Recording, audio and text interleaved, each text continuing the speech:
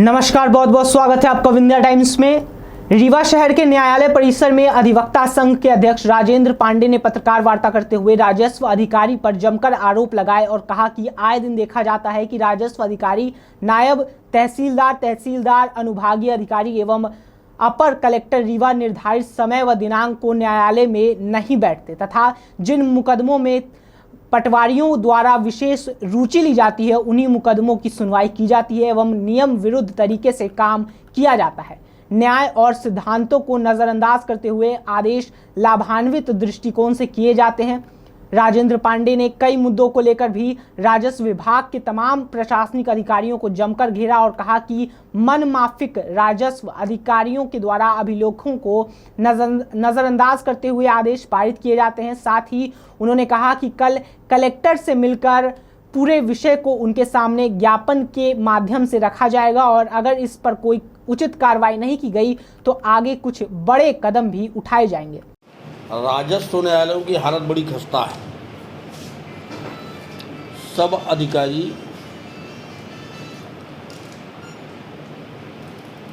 गैर जिम्मेदार हैं, लापरवाह हैं। शासन के नियमों से उनको कोई लेना देना नहीं है। आम आदमी और अधिवक्ता सब परेशान हैं और ये सिस्टम पिछले लगातार साल भर से चल रहा है। लगभग 7-8 एक्टों के प्रकरण की अपीलें कलेक्टर रीवा के यहाँ होती हैं। उसमें MPLRC भी है, माइनिंग भी है, आर्म्स एक्ट भी है, सोसाइटी भी है, फॉरेस्ट एक्ट भी है।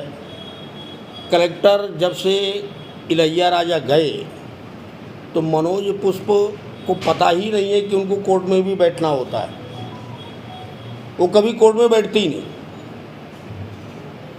वहाँ जाके आप पता लगाएंगे तो पता चलेगा कि महीने में एक आध दिन जब वकीलों ने ज़्यादा दबाव बनाया होगा तब वो न्यायालय की सीट पर बैठे होंगे। कलेक्टर के बाद अतिरिक्त कलेक्टर जो यहाँ वर्तमान में पदस्थ हैं, शैलेंद्र सिंह, वो कलेक्टर से भी 4 कदम आगे। उनके यहाँ 2 रीडर थे, उनमें से एक ट्रैप हो गया और एक का ट्रांसफ़र आयुक्त रीवा संभाग के कार्यालय को हो गया। अब ADM के न्यायालय में ताला बंद है। ADM जब पेशकार रहते थे तब भी नहीं रहते थे, पर अब आजकल तो खैर चांदी ने पेशकार ही नहीं है। अब जो भी अपीलें इन एक्टों से संबंधित कलेक्टर और ADM के यहाँ जानी चाहिए, पिछले साल भर से उनकी प्राथमिक सुनवाई नहीं हो पा रही है। आम आदमी इस संबंध में व्यापक रूप से परेशान है, अधिवक्ता परेशान है, अपीलें कर रखी हैं, मोशन हियरिंग हुई नहीं है, स्टे का कोई सवाल नहीं उठ रहा। ऐसे SDM कार्यालय का हाल है।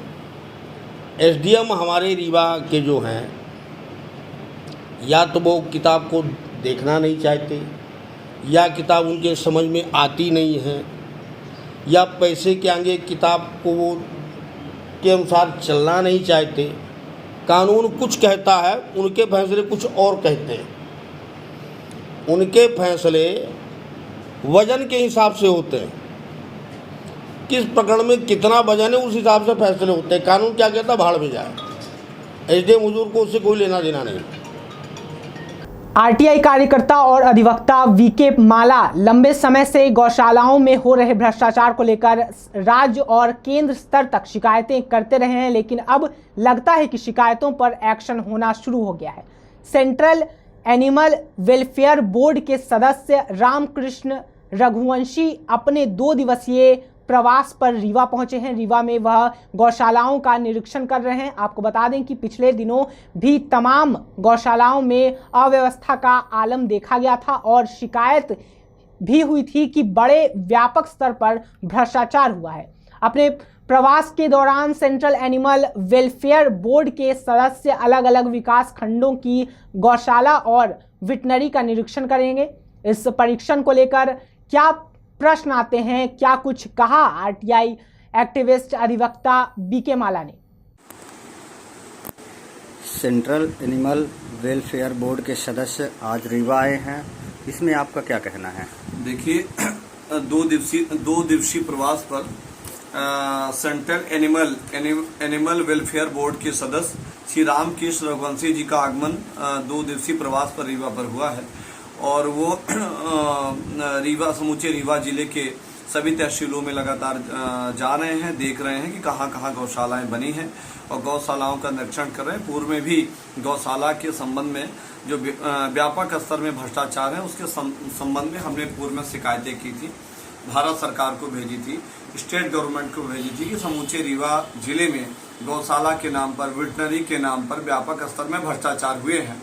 इस संदर्भ में 2 दिवसीय प्रवास पर सेंट्रल एनिमल वेलफेयर बोर्ड के सदस्य श्री रामकृष्ण रघुवंशी जी का आगमन हुआ है। वो लगातार निरीक्षण कर रहे हैं, देख रहे हैं। 73 तहसील के 8 गौशालाओं को उन्होंने ब्लैक लिस्टेड भी ऐसा किया है, ऐसी जानकारी सूत्रों से प्राप्त हो रही है। क्यों किया है कि वहाँ वेटनरी के बोर्ड ही लगे थे, मात्र वेटनरी के बोर्ड लगे थे। ठीक है। और वेटनरी के संदर्भ में बोर्ड लगाए गए थे, बाकी कोई भी वहाँ पर वेटनरी के कर्मचारी अधिकारी उपस्थित नहीं थे। और इस संदर्भ में पूर्व में भी मैंने जिला पंचायत सीओ और जनपद पंचायतों के मुख्य कार्यपालन अधिकारियों के विषय को भी और जिले में आवेदन किया था कि गौशालाओं में व्यापक भ्रष्टाचार हो रहे हैं, इसकी उच्च स्तरीय जांच होनी चाहिए। ठीक है, धन्यवाद। रीवा विधानसभा क्षेत्र के शिलपरा ग्राम पंचायत में आज अतिक्रमण हटाया गया। स्थानीय निवासियों का आरोप है कि एक निजी विद्यालय का रास्ता खुलवाने के लिए लाल लश्कर के साथ पहुंचे प्रशासन ने गरीबों के घरों को बुलडोजर से ढा दिया। स्थानीय लोगों ने आरोप लगाया कि जो निजी विद्यालय के लिए रास्ता खुलवाया जा रहा है, जिसके लिए आदिवासियों के घरों को उजाड़ा जा रहा है, वह आरएसएस कार्यकर्ता है, जिसके लिए विधायक राजेंद्र शुक्ल ने प्रशासन को भेजकर गरीबों के घर गिरवाए हैं। स्थानीय निवासी शुभम सिंह चंदेल ने कहा कि अगर कोई अप्रिय घटना घटती है तो इसकी जवाबदेही प्रशासन और रीवा विधायक की होगी। हालांकि प्रशासन का कहना है कि लंबे समय से अवैध निर्माण किया गया था, जबकि नियम के तहत गिराया गया है, जिसको नियम के तहत गिराया गया है। मेरा नाम शुभम सिंह है, मैं ग्राम पंचायत सिलपरा का निवासी हूं। आज यहां पे प्रशासन द्वारा दबाव बना के आदिवासियों की बस्ती में घर को गिराया जा रहा है। आप यहां पे देख सकते हैं, सामने एसकेजी विद्यापीठ विद्यालय यहां पे संचालित है, जिसका ऑनर आरएसएस का कार्यकर्ता है। माननीय रीवा विधायक आदरणीय राजेंद्र शुक्ला जी के इशारों पे ये रोड जो है, पहले रोड ये यहाँ से लेके पूरी वहाँ तक थी, लेकिन सिर्फ एक व्यक्ति के निजी स्वार्थ के लिए ये रोड खुलवाई जा रही है, उनके स्कूल तक के लिए, जबकि ये एक प्राइवेट प्रॉपर्टी है। ये एक प्राइवेट प्रॉपर्टी है और ये जो विद्यालय संचालित है ये खुद भी शासकीय जमीन में संचालित है। उसके बाद भी आज ये गरीब बेघर हो रहे हैं। कल अगर कोई भी घटना होती है तो इसकी सारी जवाबदारी तहसीलदार, एसडीएम और रीवा विधायक राजेंद्र शुक्ला की होगी। क्या नाम है आपका? शुभम सिंह चंदेल। उमरिया जिले के नौरोजाबाद शासकीय महाविद्यालय की कई शिकायतें प्रतिदिन सामने देखने को मिलती थी, लेकिन शासकीय महाविद्यालय में कोई कार्रवाई नहीं हो रही थी। लेकिन आज शासकीय महाविद्यालय में शिक्षकों की लापरवाही और अन्य चीज़ों को देखते हुए आपको बता दें कि अचानक शासकीय महाविद्यालय में कलेक्टर पहुंच गए। आपको बता दें कि शासकीय महाविद्यालय में साफ सफाई भी सुचारू रूप से नहीं चल रहा था और उसकी सूचना मिलती रहती थी। इसकी सूचना पर आज जिला कलेक्टर एक्शन मोड में दिखे और आज बिना किसी सूचना के शासकीय महाविद्यालय नौरोजाबाद में उपस्थित होकर शासकीय महाविद्यालय का औचक निरीक्षण किया और साफ सफाई से लेकर सारी गतिविधियों को अपने संज्ञान में लेते हुए सारे मामलों की जांच की है। वहीं औचक निरीक्षण के दौरान शिक्षकों को फटकार भी लगाई। शासकीय महाविद्यालय नौरोजाबाद के छात्र छात्राओं द्वारा जिला कलेक्टर एवं दंडाधिकारी संजीव श्रीवास्तव के समक्ष अपनी बातों को रखा गया। छात्र छात्राओं की बातों को जिला कलेक्टर के द्वारा सुना गया और उन बातों पर त्वरित निराकरण के आदेश भी जारी किए गए हैं। इस दौरान मौजूद रहे जिला कलेक्टर एवं दंडाधिकारी संजीव श्रीवास्तव, बांधवगढ़ विधायक शिव नारायण सिंह, महाविद्यालय शिक्षक एवं पत्रकार बंधु शामिल रहे। में कलेक्टर और विधायक जी का औचक निरीक्षण था सर, क्या दिशा निर्देश आपको प्राप्त हुए हैं? बहुत अच्छा लगा कलेक्टर साहब माननीय विधायक जी के आगमन से और हमारी बच्चों से उन्होंने पूरे जो भी रूम है एक एक रूम में जा करके उन्होंने बच्चों से शैक्षिक गतिविधियों की जानकारी ली। बहुत अच्छा लगा और बच्चे भी प्रभावित हुए। सर ऐसी जानकारी निकल के आ रही सामने, अभी सामने भी काफ़ी आपको भी फटकार लगाई है सर। बहुत सारे आपके जो प्रोफेसर्स हैं वो आते नहीं हैं समय पे, और ऐसा भी आ रहा है कि सर आते नहीं है, अटेंडेंस पूरी होती है। नहीं, ऐसा कुछ नहीं है। आप लोगों के सामने सब कुछ है। माननीय विधायक जी भी थे, कलेक्टर साहब भी थे, सामने देख रहे हैं। ऐसा कोई विशेष इशू नहीं था। जो नहीं आते उनको एब्सेंट किया जाता है। ऐसा नहीं, अब नहीं आते तो एब्सेंट रहेंगे, सीधी सी बात है। और ख़ासकर जो जैसे कोई ऐसे अपने टीचर हैं जो उनकी भयभीत सी बन गई है, उनको उनके प्रति जो भी हमसे हो सकेगा, जो भी वैधानिक कार्रवाई होगी की जाएगी। क्या कोई ऐसा नियम है सर कि कोई जो टीचर है आपके यहाँ का जो प्रोफेसर है, अगर एक तय ज़्यादा दूरी से आ रहा है तो उसको यहाँ लोकल में लेकर घर लेकर के या कमरा लेकर के रह करके वो करने की जरूरत है, जो काफ़ी दूर से आ रहे हैं, 30 किलोमीटर दूर से जो आ रहे हैं? वो तो प्रावधान है कि यहाँ आपका लोकल में रह करके ही टीचर रहें। आने जाने में थोड़ा सा दिक्कत होता है, वो उनकी हैबिट है। वो कितना सफ़र कर सकते हैं कितना नहीं, उनके ऊपर निर्भर करता है। हम तो बताते रहते हैं रोज दिन इस तरह से यदि आप लोग अप डाउन करोगे, जो भी एक आध लोग हैं जो सारों से अप डाउन करते हैं तो बोलते रहते हैं कि आप लोग यही रूप ले लीजिए। और नहीं तो हो सकता है कि शारीरिक रूप से, मानसिक रूप से कहीं आपको दिक्कत हो सकती है। छात्र हैं सर, और इस कॉलेज में मैं लगभग प्रतिदिन देखने आता हूँ, तो 50 छात्रों से ज़्यादा कभी मिलते नहीं। सभी छात्रों को जागरूक करने की आवश्यकता है कि वे रोज़ आएँ, और पालकों की भी इसमें महत्वपूर्ण भूमिका है कि वे अपने बच्चों को रोज़ भेजें।